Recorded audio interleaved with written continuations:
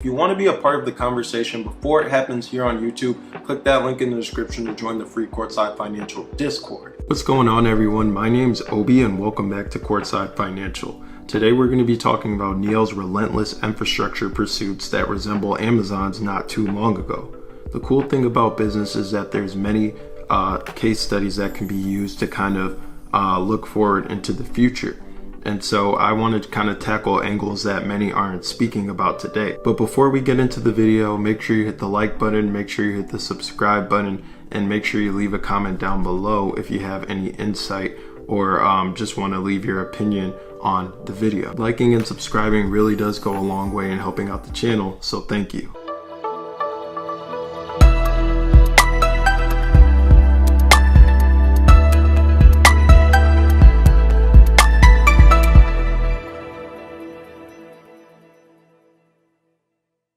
In 2013, Mad Money host Jim Cramer was given credit for coming up with the term FANG. Originally, it included 4 high-growth tech stocks that he recommended: Facebook, Amazon, Netflix, and Google. All American technological powerhouses which have served those who had invested at the time very well. There's been an extra A which has been added, which is Apple, which needs no introduction, and the N for Netflix is also being replaced with Microsoft, which is a stock that Wall Street loves. Anyways, for the purposes of this video, let's just keep it as FANG because that could turn into a completely separate discussion, which we're not looking to get into today. Amazon, an original FANG stock, had not reached its exuberant highs without question of whether the company's making the right decisions or not. To dive into the topic that I want to talk about today, infrastructure, we don't have to look too far back. So to kick things off, let's rewind and kind of set the stage here.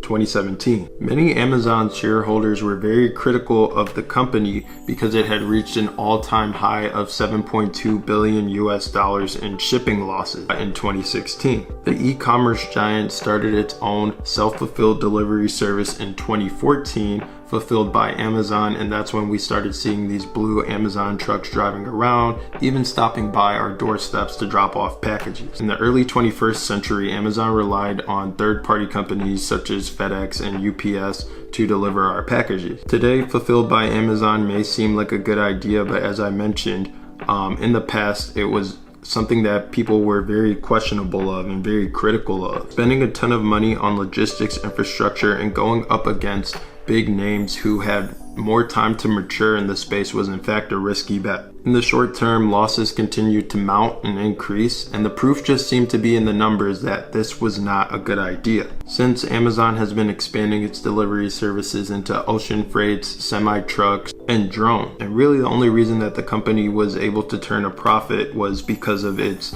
cloud infrastructure arm, AWS, or Amazon Web Services. So you really have to put yourself in the place of shareholders and imagine how they felt at the time. The sentiment for the most part probably was that it just isn't working. Fast forward to today, putting all this money into logistics infrastructures has turned into a competitive advantage for Amazon. Amazon went from being dependent on these third-party companies to delivering 22% of all packages in 2021. As a benchmark, FedEx had 19% market share and UPS had 24% market share. Now they're on track to become the world's largest logistics company.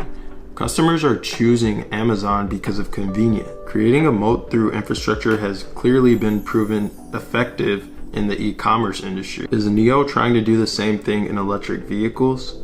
CEO and Chairman William Li believes that building out the infrastructure is something that's going to be critical and crucial to NIO's success in the future. To quote him, he views it as planting trees now to enjoy the shade later. I wonder if he took a page out of Amazon's book, but in my opinion, he definitely took a page out of Tesla's book. Tesla has the most mature charging network built out in the US. Unlike many other competitors, they're not relying on third party. They're putting as much focus on electric vehicles as they are on the infrastructure that's powering those vehicles. Infrastructure is costly. You should have gotten that from this video already. That's certainly probably part of the reason that it took Tesla 16 years to become profitable. But in the words of William Li, they planted the trees first, now they get to enjoy the shade. In February, the White House announced that Tesla, with the support of $7.5 billion in government subsidies, will open a portion of its US supercharger and destination charger network to non-Tesla EVs. This is huge as it will provide another source of revenue to the company without having to deliver more cars. The charging business is lucrative, but that's another video. I don't want to deviate too much from this one. Now, NIO has received many subsidies from the Chinese government to build charging infrastructure as well, battery swapping stations, fast charging, etc. Tesla and NIO are being chosen because of their technology. They have the best and most mature technology, but not only that, they already have proven product that's out on the streets. They have infrastructure stood up already, and it's working, but not only working, but working well. Getting ahead in the field of electric vehicles involves so much more than just selling cars.